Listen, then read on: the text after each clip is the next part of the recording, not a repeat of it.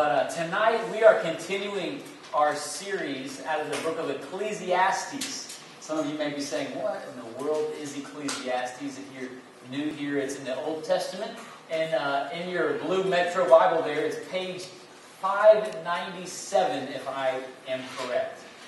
And we're looking at the book of Ecclesiastes, specifically what Solomon, the wisest, most powerful, and most wealthy man ever to walk the face of the earth, how he, towards the end of his life, wrote a journal we know as the book of Ecclesiastes. He's basically listing out his do's and don'ts and his regrets, his highs and lows. And basically, he, in a nutshell, if we were to boil the entire book of Ecclesiastes down to one sentence, is this: that it is impossible to find the meaning of life in life. It is impossible to find the meaning of life in this life. If you strive to find the meaning of life through money, through relationships with the opposite sex, through work, through wealth, through going out and enjoying all that there is to life, Solomon says over 40 times that search is meaningless, a chasing after the wind. He calls it a vanity of vanities. But tonight we're going to look at an aspect of life, of not only the Christian life, but life in general, that I believe is so paramount to our everyday situation.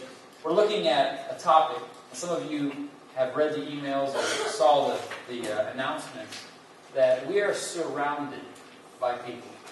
We are a culture and a generation surrounded by hundreds upon thousands, upon millions, upon billions of people. And yet, we're lonely. We are a generation plagued by being connected. In other words, we have cell phones. How many of you have cell phones in here tonight? Okay, most all of us have cell phones. How many of you have an iPod or something similar? An iPod, an MP3 player, something along those. Okay, we have cell phones, iPods. How many of you have computers? Okay, you have cell phones, iPods, computers. What are some other things? MySpace, Facebook, email, IM, chat, cameras, video cameras, webcams, blogs. We are a connected generation. Okay, despite the fact that we are connected, I believe that we are so miserably unconnected as well. 1985. The city of New Orleans, they were having a celebration at their municipal pool. See, 1985 was the only year in the history of the city of New Orleans where there was not a recorded drowning at a New Orleans swimming pool. And so, to celebrate, they had over 100 lifeguards and over 200 people total gathered around in the New Orleans swimming pool there in the municipal area. So they gathered for this great celebration, this great party right by this pool. Hundreds of people were there. They had wine, they had food, they had hors d'oeuvres, they had a guest speaker to come. The mayor was there. Everybody. It was a big deal because for 1985, nobody drowned in the city of New Orleans. And as they were cleaning up the party, the festivities were down, the lights were down, the food was putting away. As they were leaving and exiting the pool, they noticed a man floating in the deep end. This man, fully clothed, was surrounded by lifeguards. Jerome Moody, 31 years old, died at that celebration. Associated Press article, 1985. Although 100 lifeguards were present, a fully dressed man drowned at a party being held to celebrate the first summer in memory without a drowning at a New Orleans city pool. Jerome Moody, 31, was found at the bottom of the deep end of a New Orleans Recreation Department pool at the end of the party, said Madeline Richard, the city's recreation director. Moody was a guest at the party, but was not a lifeguard. Richard said that he had not been swimming and he was fully dressed. Surrounded by lifeguards, surrounded by people who were trained to save lives. And yet he was completely overlooked because they were focused on the party instead of what they were called to do. I read that and I was thinking, oh my goodness, that is so characteristic of our generation. We are surrounded by people, by opportunities for community. We are surrounded by email, cell phones, instant messaging, iPod, the whole thing. And yet, I believe we are one of the most disconnected generations ever. We don't have genuine relationships. We are similar to this popsicle stick. I'm going to pass these out for everybody.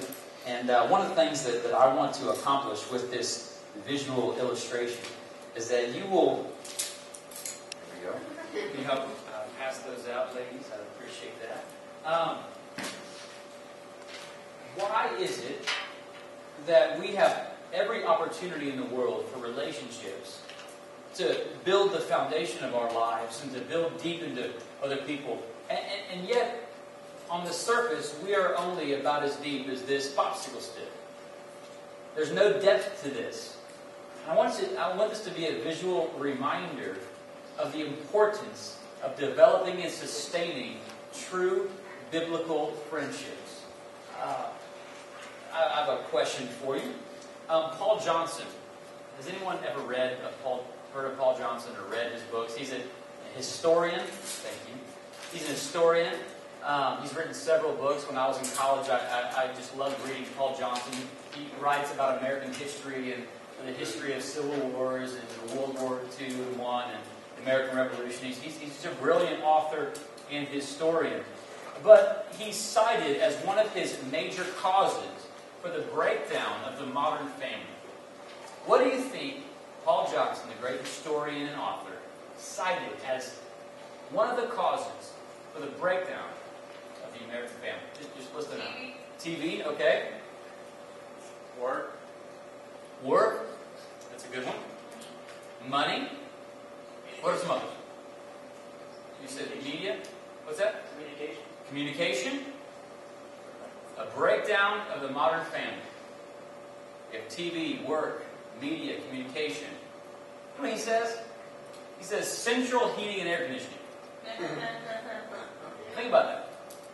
He says that the breakdown, one of the catalysts or one of the causes for the breakdown of the American family is central heating and air conditioning. Because before central heating and air, when it got cold, where was everybody?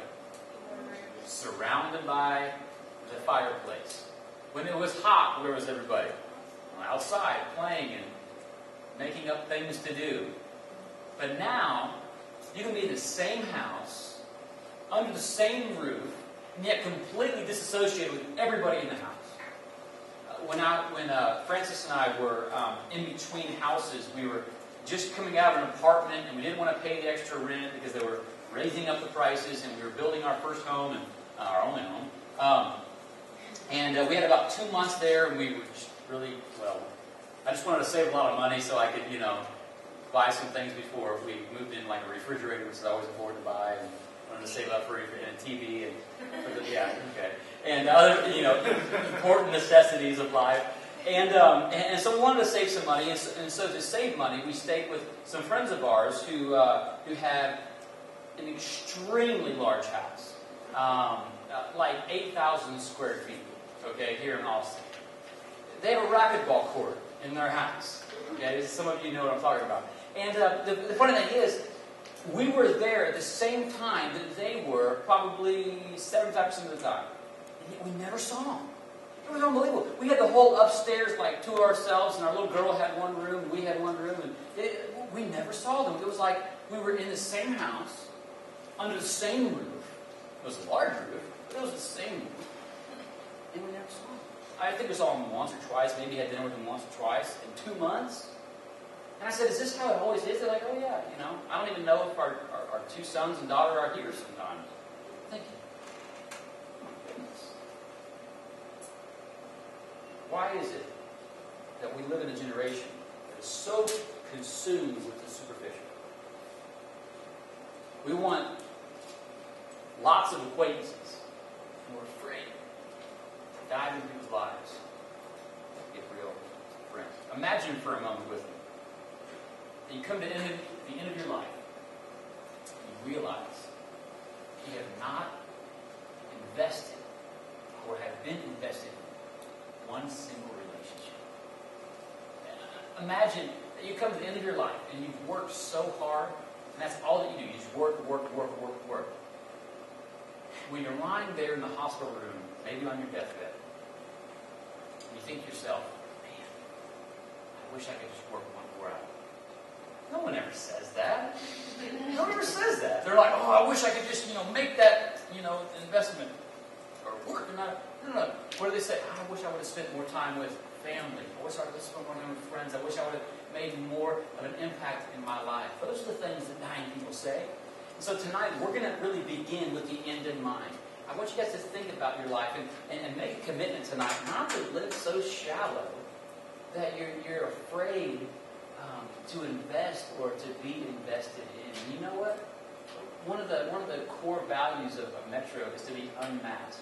If you look on our website, that's right up there at the top of the list. To be unmasked, meaning to have a genuine relationship, to be genuinely authentic. And that's a commitment that I have as a teacher here, as if things are going on in my life, I'm not going to, undo the sewer, it stinks, but I'm just going to say that, hey, things are bad. I'm not going to try to sugarcoat things. I'm not going to try to, tell you that the world is flat when it's not. I'm just going to, be real. That's my commitment to you. So, are you there in Ecclesiastes chapter 4? Say, uh-huh. All right, let's read Ecclesiastes chapter 4. We're going to look at the first, chapter 4 and verse 7. Solomon says, again I saw meaningless under the sun. There was a man all alone. He had neither son nor brother. There was no end to his toil. Yet his eyes were not content with his wealth. For whom am I toiling, he asked, and why am I depriving myself of enjoyment? This too is meaningless, a miserable business. In these two verses, in verses 7 and 8, Solomon basically says, look, there was a man that he saw. And for some scholars believe that he was talking about himself. He says, there was a man that I saw who worked and worked and worked and worked. He worked so much that he decided not to have any friends. He disassociated himself with any loyal friendships. He disassociated himself from his sons and brothers, from everybody else that got in the way of his work. And then he comes to the end of his life. He was not content with his wealth. And then he says, for whom am I toiling? And why am I depriving myself enjoyment? You see, there comes a time in our lives when we realize that everything that we have worked for, everything that we've done and tried to accomplish, is really not all that's going to be. There's a book that I read one time, that the illustration of a man putting his ladder against the wall, climbing and climbing and climbing, and trying to the top of that ladder, and trying to go to the very top. At the end of his life, he just realizes that his ladder is resting up against the wrong wall. And he says, my life is meaningless. That's the same thing that this man is saying. He's saying, look, my life, the wall was wealth, the wall was work, and my ladder was rested up against it, and I was trying, and I got to the top, and I realized, is that it?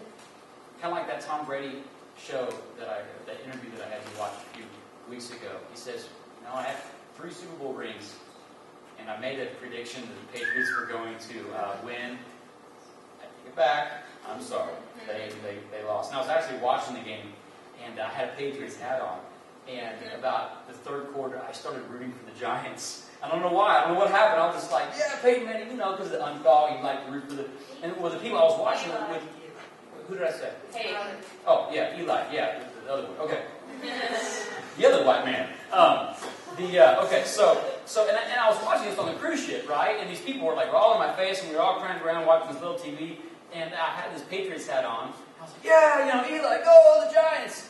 And they started yelling at me. These people from Boston, they were like, oh, what are you talking about? So I took my hat off and I started rooting for the Giants. Long story short, I'm sorry for making the prediction that the Patriots were going to win. I don't know where that came from, but this is the point. This is the point. That this man worked all of his life. He didn't have one friend. That's sad. That's sad. We say that's sad, but we look at our lives. What are we doing right now? I ask you this, what are you doing right now that is actively taking initiative to develop biblical friends, or to create biblical friends, to create a biblical community? We're going to look at that tonight. I believe that every young adult, every grown adult, every person, every Christian, anybody needs to develop the mindset of creating an intentional biblical community because of the benefits that are shown here in Ecclesiastes chapter 4. Here's the one sentence that I want to just say over and over, and I just want to drill it in your minds tonight. Intentional community is the catalyst for lasting spiritual transformation. Let me say that again. Intentional community is the catalyst for lasting spiritual transformation. And it's there in the first little blank in your notes. And I truly believe that. How many of you want to grow spiritually? Just raise your hand and say, I want to be a better Christian at the end of this month than I was last month. I want to be a better... Okay, all of us do. The only way to keep that, the only way to create that over the long haul is to do that through intentional biblical community. Intentional community. We're going to talk about that tonight. Ecclesiastes chapter 4, verse 9. Solomon then gives our recommendation. He talks about the man who's working a lot in verses 8, 7, and 8. And then in verse 9, he says this.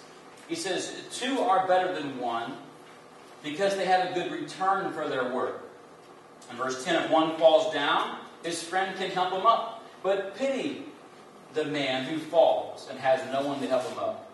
Also, if 2 lie down together, they will be kept warm. But how can one keep warm alone? Though one may be overpowered, 2 can defend themselves. A cord of 3 strands is not quickly broken. And he lists some benefits here. Solomon says, okay, here are the benefits. And one of the things that I want to stress tonight is I want to share quickly the benefits associated with intentional community. Okay, my goal is that it will kind of whet your appetite and say, I want this. I want this in my life. I want this in not only my life, but the life of my friends, and so on and so forth. Okay, the first benefit that Solomon says is that if you live in an intentional community, you will be more productive. If you live in an intentional community, you're going to be more productive. He says that 2 are better than 1 because they have good return for their work. We're going to hit this in a moment. Number 2, not only are they productive, if you live in intentional community, you will have someone to help you in difficult times. Isn't that nice? You're going to have somebody there when times get rough to help you, to pull you up. Maybe you're in quicksand tonight, and they're going to be that person, that 2 a.m. friend who's going to be there to answer the phone and going to help you pull up out of the quicksand of life. Number 3, he says that the third is that you're going to have a constant source of comfort. He says, if 2 lie down together, they will keep warm. But how can one keep warm alone? We're going to hit on that in a bit. Number 4,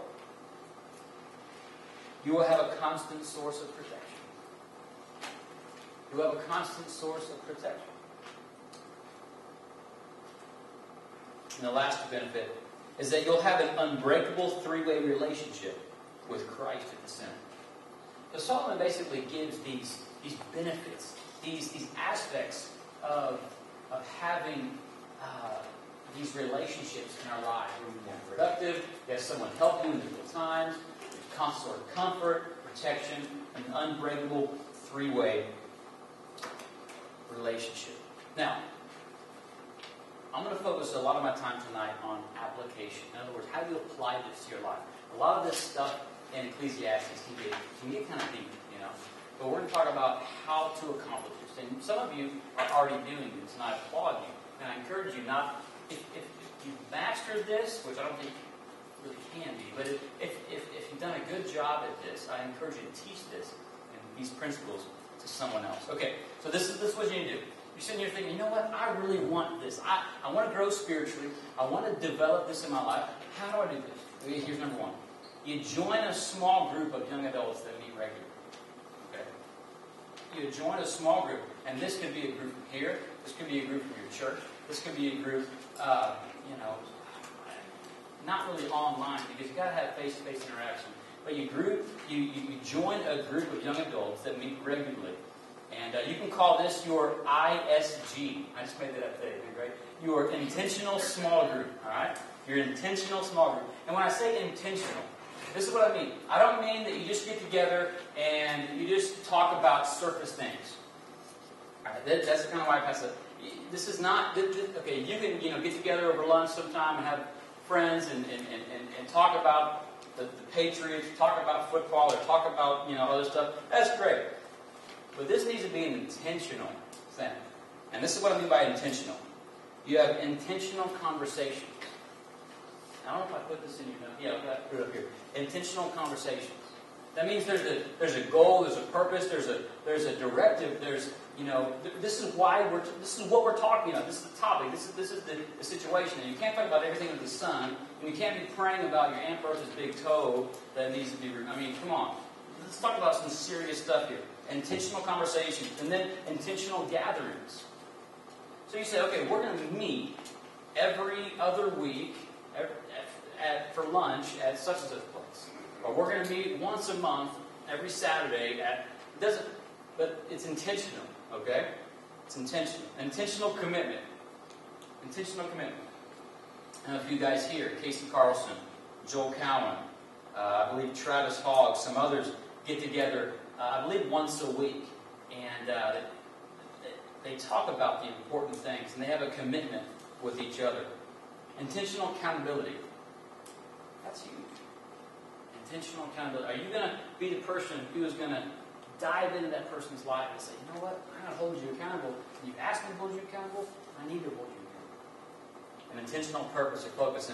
And that obviously is the kind of directive of the word intentional. Okay, this is purposeful. This is intentional. It's not just haphazard. This is something that God calls us to do. Now, once you are in these groups, now this doesn't have to be like rocket science. You don't have to have a aha Jesus moment every time you meet. Okay, this isn't like a kumbaya, let's all hold hands and pray and wait for Jesus to come back.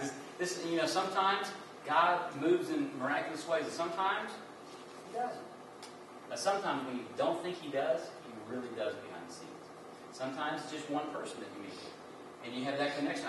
I meet with a guy every Friday morning for breakfast. He's a mentor of mine, but he is an intentional mentor that I ask him intentional questions, and I say, okay, Clay, at the end of this meeting, I want to know how to do this, or how you have found victory in your life because of this. And this is the scripture that, very intentional, because I don't want to waste his time. He doesn't want to waste my time. Okay? So, here's the benefits. All right? The benefits are basically, or the to-dos are basically the benefits reversed. Does that make sense? The benefits we mentioned are the 4 or 5 things that Solomon says, okay, 2 better than 1, this and that. You just reverse those. So Solomon lists as one of the benefits of authentic relationships is that there's increased productivity.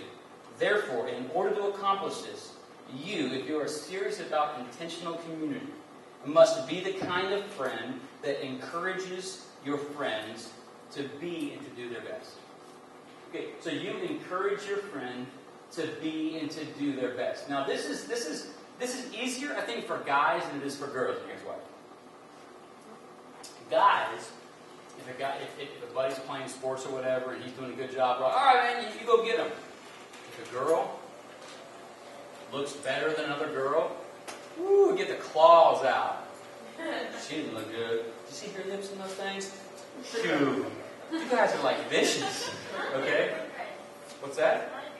Not if you're girlfriends. So if you're good friends, you'll tell her that her butt looks big. Is that what you're saying? Okay. Thank you for being authentic here tonight.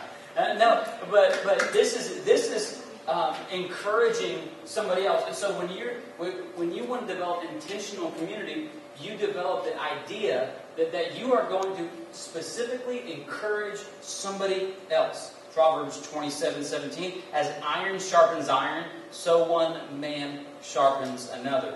You see, when you focus on helping them reach their goals, I guarantee you that you will reach your goals as well.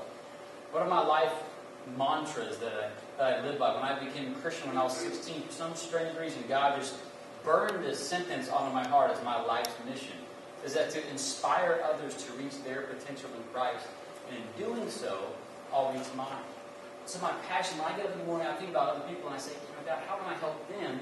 Because if I help enough people reach their goals, I might, in the process, reach my goals as well. Be excited about their success, not jealous. Amen to that.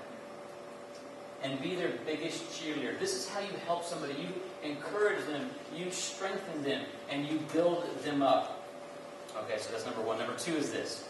Solomon lists that one of the benefits of intentional community is having someone there for you in difficult times. Okay? To make that a positive, we say this: therefore, you must be the kind of friend that is there for your friends in their darkest hour. Even if they tell you they don't need you, they do. Let me repeat that. Even if they tell you that they don't need you, they what? When I was making this, God really convicted me. There's been a good friend of mine who's gone through some serious things, and I probably wasn't as close to him as I needed to be. And I came up with some excuses. Here's some excuses that we use. They know that I love them. You used that before? I don't want to bother them. I don't want to get in their mess. Have you used that before? Now, I know you all are sinners. You've done that before too. I have enough problems in my own life. I don't need their problems and mine. These are all the things I've thought about dealing with this particular thing. It's too late now to help. I've missed the best time of winter, the time window to help. What are some of the excuses that y'all have used? If they need help, they'll ask. Oh my goodness, that's a good one. What are some other ones that y'all? Somebody else would be better at helping. Somebody else is better at that. Oh, that's a good one. Yeah, you sinners too. Okay, well, what are some others? What are some others? These are great. See, I couldn't get this creative if I tried. What are some others? They said that they were okay. They said that they were okay. It's kind of like the husband who says, honey, I don't need to tell you I love you. I told you when we got married. If it changes, I'll let you know. These are the excuses that we create in our minds, justifying and rationalizing our laziness. Some might want to help us. And our really inability and unwillingness to get out of our comfort zone to help our friends in their darkest hour. But Solomon says, you know what? You need to be there for them. If one falls down, his friend needs to be there to help him up. Think about a friend in your life who's fallen down. Maybe God has placed you in just the right position at such time as this to be there to help them up. You know why? Because one time you're going to be that friend. You're going to look up and say, you know what, no one's here to help. You know why? Because you weren't there to help anybody else. And so it's reciprocal. It goes both ways. Number 3, Solomon lists that one of the benefits of intentional community is having a constant source of comfort.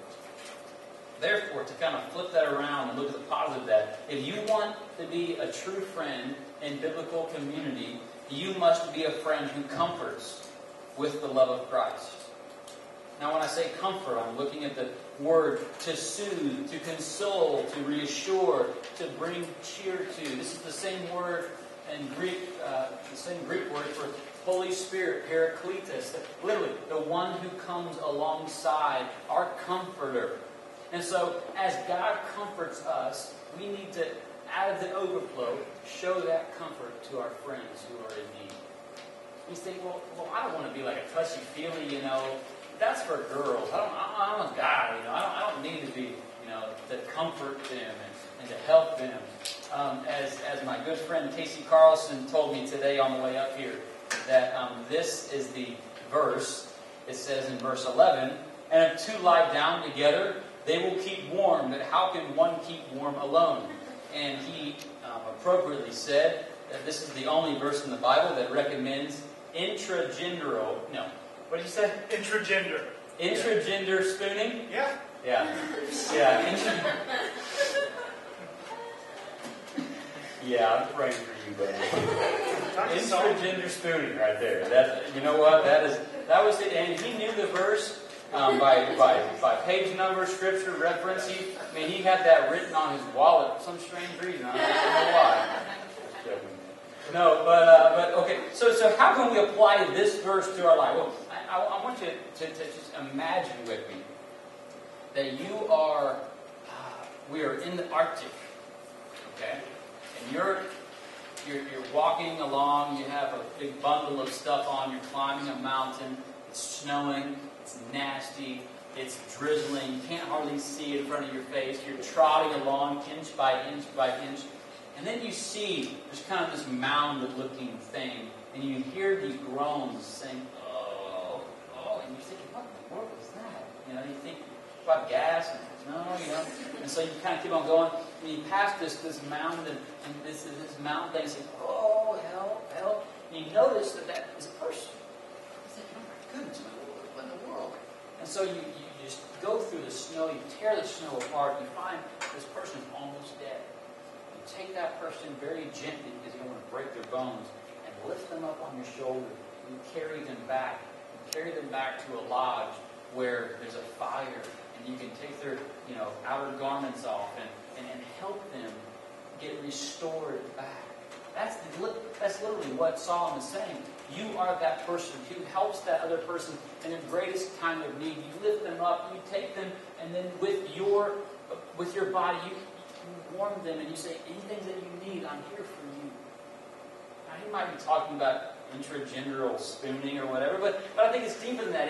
It's talking about, are you going to care and comfort for that person?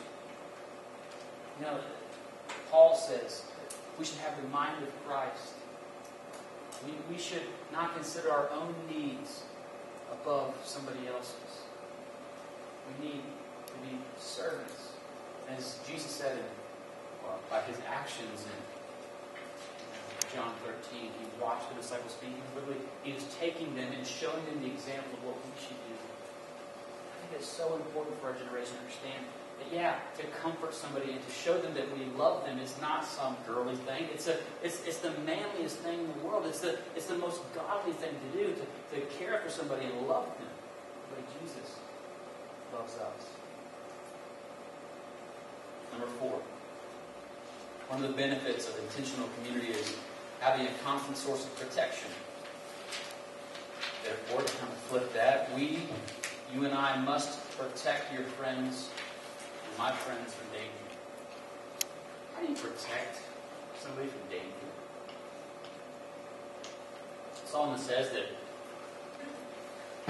though one may be overpowered, two can defend themselves. He's talking about protection there. Think about this. How do you protect your friends? Let's just throw it up. How do you protect your friends? What did you say? Prayer. Okay. Let them know that they're in sin. That's good. Okay. What are some others? How do you protect your friends? Remove them from a situation. Remove them from a situation, even sometimes if they don't like it. Knock some sense into them. That's good. I like that. It's a good friend. I put in here, how do you protect them from danger at accountability meetings where you asking the tough questions, accepting and encouraging the tough questions. I put. So not only are we supposed to ask the tough questions, say, where were you on the night of the 13th? I don't know. But you ask the tough questions. But then you accept tough questions and you invite tough questions, because when, as Paul says in Galatians chapter 6, that when you help a brother who has fallen, be careful, lest you may fall as well. And so we should correct those and we should rebuke those in love. But we should also help and courage. Pray for them daily, that God would protect them. Observe any noticeable changes in their lives. In order to do that, you can't live lives based on the surface. You have to go deep. And in order to notice visible changes in someone else's life, you have to know them. And you have to be inquisitive. And you got to, for goodness sake, forget about yourself for like 2 seconds. And think about them and think about what's going on in their lives. I would love the idea to be in a community like Cheers. I don't know, a couple people maybe. How many of y'all remember the show? Yes, I'm not as old as I thought that. That's great. Where everybody knows your name, all right? You walk in and they give you the beer, or, you know, in my case, the soda, the 6 packs of soda. What movie? Tommy Boy, thank you. Okay, or for my case, Diet Coke. But I would love to go into a place where they know my name, and they know what I drink, and they know what I want to order, and, you know, and they can notice if something is different about me. And they would say, you know, Phil, there's something different. What's going on in your life? And if they were a true friend, I would tell them. If they're a true friend, they would ask. I would encourage you to find that person, to be that person. To be a true friend, or to have a true friend, you have to be a true friend. You have to live an observable life. You have to live an observable. In other words, you have to be unmasked. You can't walk around always lying to yourself and to everybody saying, you know what, everything's great. God, how many of y'all do that on Sunday mornings? I mean, seriously. We live in the most superficial society. I think Sunday morning crowd is like this, times, minuscule. Because we walk around and we act like everything's great. Hey, brother! And people ask you, and they tell you how they're doing. For instance, there's this guy every Sunday morning. I sit there, and before I can even ask him, he goes, "Fine, how you doing?" I didn't even say, hey, how you doing? And he automatically, why? Because it's a trained response. We say, how are you doing? But we don't really mean, how are you doing? We mean, hi. Why don't we just say hi? Because when you ask, how are you doing, it doesn't really mean anything because they don't answer anyway. It's just a trained response. So what I've been doing lately is I say good morning. Doesn't matter when. I just say good morning. Good morning. People say good morning.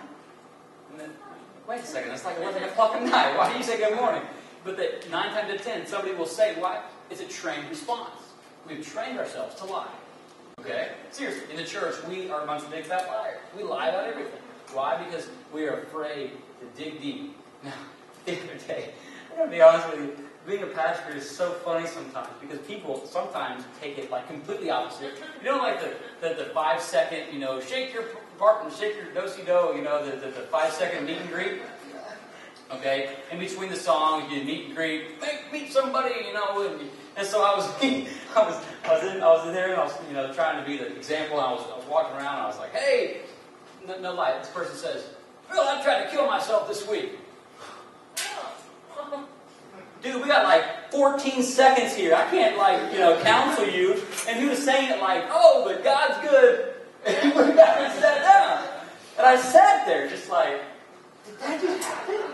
There's no way that just happened.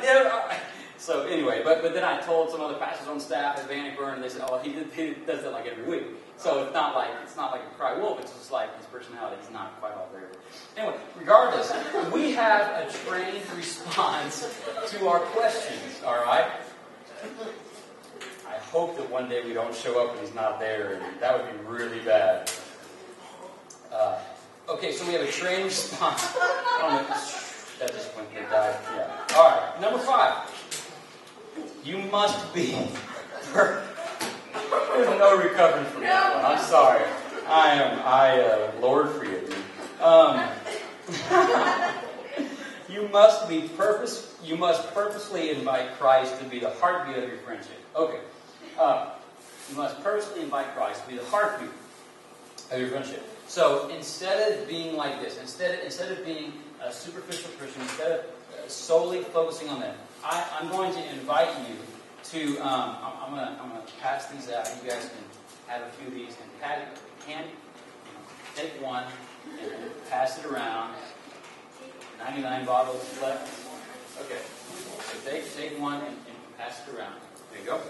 And I want you to keep both of these either in your purse, in your Bible maybe, in your pocket. Because Solomon talks about this. He says, though one may be overpowered, two can defend themselves. A cord of 3 strands is not quickly broken. A cord of 3 strands is not quickly broken. Now, why in the world would he say that in the midst of talking about a friend-to-friend relationship? Wouldn't he say a cord of 2 strands is not quickly broken? But he inserts the third. And most scholars would agree that the third strand he includes is your relationship with God, your relationship with Christ. And so we need to purposefully invite Christ to be the heartbeat of your friendship. We need to remember that this is a 3-way friendship. It's not just horizontally, it's vertically. And we need to invite Christ into our friendship. Now, how do you do that? Well, you constantly remind that person or that group that this is a 3-way. This is a not just a horizontal relationship. That we need to invite Christ to be the heartbeat. We need to pray and seek His will, and just constantly remind yourself that you know what, that God is calling us. He is calling us for something way deeper than just talking about who won the game. God wants us to develop into other people's lives, and when you do that, you will begin the journey of living a transformed Christian life. Because I would say that it is impossible, obviously with God all things are possible, but humanly speaking, it's impossible to live the successful, victorious Christian life apart from true, biblical, intentional community. I believe that. Because if you're not holding someone else accountable, if they're not holding you accountable, if you're not sharpening them, if they're not sharpening you, they're not encouraging you, you're not encouraging them, you're not comforting them, they're not comforting you, they're not protecting you, and you're not protecting them, it's going to be very difficult to sustain your Christian life. And then you wonder, you know what, how am I surrounded by people? Why am I surrounded by all these lifeguards?